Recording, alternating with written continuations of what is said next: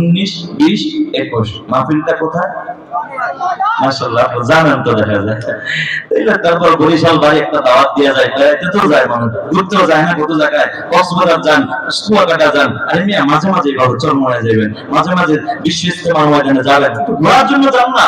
এরপর হয়তো আল্লাহ আপনাকে নিয়ে ঘুরা, আল্লাহ এই ঘোরাটাকে, এই যে একটা ভেজ ধরছেন, ওলামায়ে কিরামদের জুব্বাটা গায়ে দিয়েছেন, সুন্নতি একটা জুব্বা, নবীর সুন্নতি, আল্লাহ হয়তো এই উসিলা আপনার মনটারে ঘুরায়া এমন ভাবে আল্লাহ তাআলা আপনাকে হেদায়েত দিতে পারে। আজকে ছিলেন শয়তানের লিডার, তখন কিনা যে পাবলিকের আমির সাহেব বানায় দিতে পারে। কথা কোন ঠিক কিনা?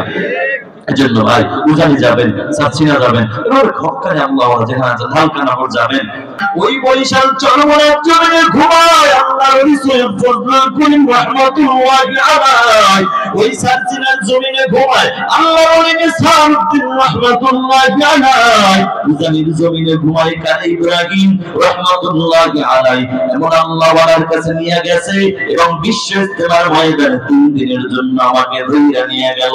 হুজুর এই এমন আল্লাহ ওয়ালাদের সুহবতে থাকিয়া জীবনটা এমন পরিবর্তন হয়েছে, সেখানে যাইয়া তওবা করেছি, নামাজ ছাড়বো না, রোজা ছাড়বো না, পর্দা আমল ছাড়বো না, গুনার কাজ করবো না, নেক আমল ছাড়বো না।